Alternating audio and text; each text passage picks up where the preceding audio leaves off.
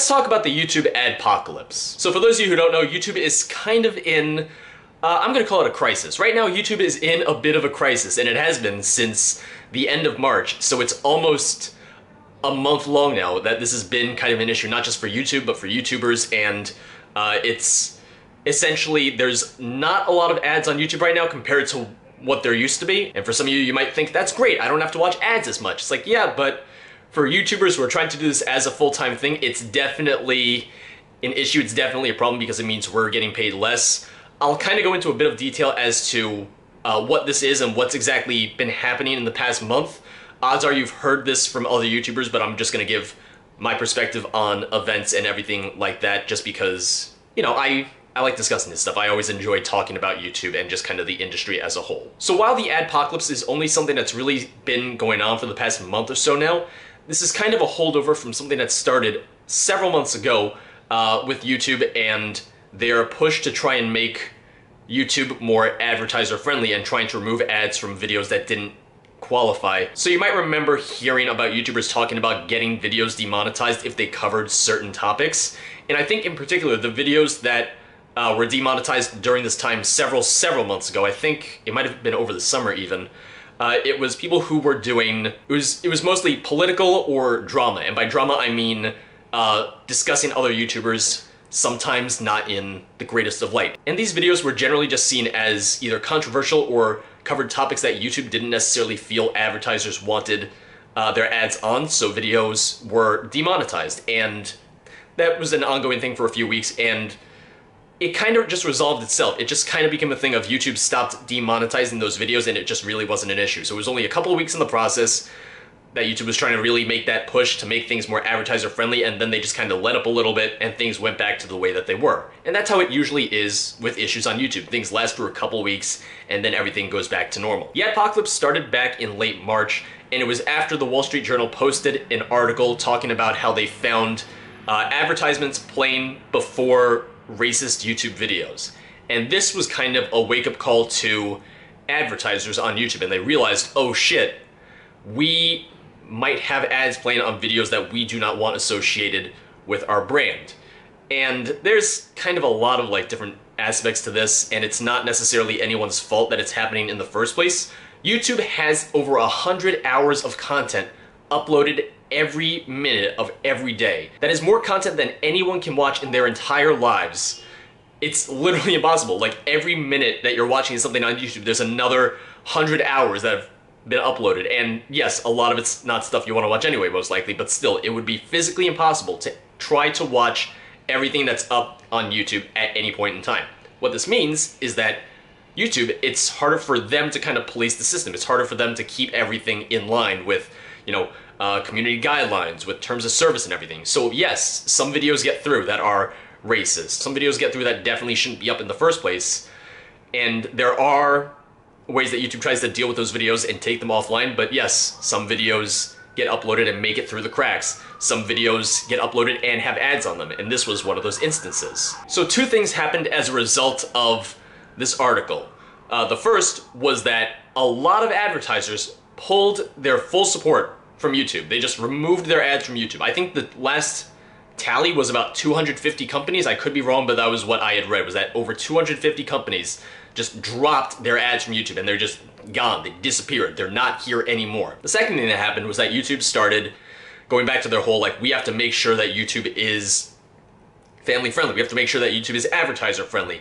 And what that meant is they started really pushing what they called restricted mode. And restricted mode is a mode of viewing on YouTube where it just does not show anything that's not considered family friendly. And to give an example, if you go to restricted mode and you go to my channel, you see very few videos. You see like 5, maybe 10 videos. The last I checked, it was 5 videos. Maybe there's another 5 family-friendly videos since then, but I don't think so. And I think it's one because of the games that I play, or just, you know, I curse sometimes, stuff like that, but in the end, like, the vast majority of my content is gone for anyone on restricted mode, and that's just me. Another great example is if you go to Game Grumps on restricted mode, there's nothing. There's no videos at all. Nothing there is considered family friendly at all. Nothing is like safe to watch under restricted mode. So just think of all the YouTubers out there and all the videos that wouldn't show up at all to viewers if they're on restricted mode. You have to turn on restricted mode, but on the off chance that someone has it on and just doesn't notice it, they're gonna start wondering like, where's all the YouTube videos? And it means less and less views for YouTubers, whether, you know, that should be the case or not. And the adpocalypse is the sheer shortage of ads that we have on YouTube right now. And what it means is that you'll be watching videos that would normally have ads on them. And right now, a lot of videos don't necessarily have ads on them. And I'm trying to think of the best way to kind of give, I don't know, like a tangible example of what's going on. So I'm gonna kind of give some very small numbers, but trying to give an idea of what the situation is right now. So let's say, for argument's sake, that there's 100 channels on YouTube, and that's it. There's just 100 YouTube channels that get ads. And let's say YouTube has 100 advertisements to split up amongst those 100 channels. So each channel gets one ad. Now let's say, you know, advertisers leave and they take 50% of those advertisers away from YouTube. So YouTube now has 50 advertisements to split amongst the same number of YouTubers. So 1 out of every 2 channels, like every other channel gets ads, and that's it. And that's kind of an example of what's going on now, because YouTubers are reporting that they've dropped anywhere from 25% in earnings to 75% in earnings. And personally, I'm kind of in like I've been in the 50 to 75% drop-off range, and it's kind of terrible. Like I said, this has been going on since March. I'll even put on screen just like the graph showing my earnings, and you'll see where it drops off, and it just hasn't ever gotten back to what it was like beforehand. I'm not gonna say what I was making before versus what I'm making now, obviously, but this is just to give like a visual representation of how bad it is right now, of how little I'm making now versus what I was making before. And like I said, this is pretty much for all YouTubers, so it's really just kind of a terrible situation, especially for those of us who are doing this as a full-time job. And I've even heard about some YouTubers who are, you know, either thinking about leaving YouTube and having to find other work, or YouTubers who have already done so. Now, when this happened back in March, we really didn't expect it to last as long as it did. I think that everyone assumed that, like the situation back over the summer, that it would have lasted maybe 2 weeks and then everyone would be back to normal, as per usual. And YouTube even said very early on during this situation that they were working with advertisers to make sure that ads didn't play on videos that did not meet like advertiser standards. So far, nothing's really changed. Advertisers really haven't come back. We haven't gone back to the same number of ads that we had before. Honestly, it seems to be getting worse. I'm having more and more people telling me like, I'm not getting ads on your videos now. I was getting them a couple weeks ago, and now I'm not. And if I'm not getting ads, I'm not getting earnings at all. It's a really shitty, really terrible situation. And I know it's not just happening for me. I know it's happening for a lot of other YouTubers. I'm kind of on the smaller end, so I'm not sure if it's affecting me more, and I'm not getting as many ads as bigger YouTubers, but still, it's just kind of an issue for everyone, regardless of size. Now, this kind of raises an interesting talking point for YouTubers, I think. And it's the idea of not having all your eggs in one basket, because YouTube, like any website, can disappear just kind of overnight. And this isn't a situation where YouTube's disappeared, it's just a situation where everything's kind of dropped off significantly, but it's a definitely great example of like, things change immediately. You don't know what's gonna happen. And in the online like world space, in the online space, you really don't want to necessarily rely on just one thing for earnings. And it's not as simple as it sounds, obviously, just to not rely on YouTube solely, because you can create a Patreon, you can create a store, you can create other avenues of creating revenue, but it doesn't necessarily mean that people are going to go to them. And I think Patreon or stores and stuff like that, it's a great example, because you're talking about viewership where it's just someone watches a video for free and they don't really have to do anything and you get money from that, versus telling someone to actively give you money for a Patreon or give you money to buy something from your store or donate and stuff like that. So it does create kind of a weird situation where, no, you maybe shouldn't rely on just one thing for your earnings, but it's harder to do those other avenues for sure. Speaking personally, like, I'm very happy with the Patreon, I'm very happy with my store, and it really does help out, especially now. And this is probably the first time that Patreon is going to be like necessary for, because before it used to be this great thing of Patreon was this extra money, essentially. It was extra money to put towards college loans or put towards video and production and all that stuff, and now it's going to be, okay, great, this is going to help me keep the lights on, this is going to keep me help doing YouTube pretty much at a bare minimum. And I've saved up money. I'm not dumb with my money. I save up money, I put money away.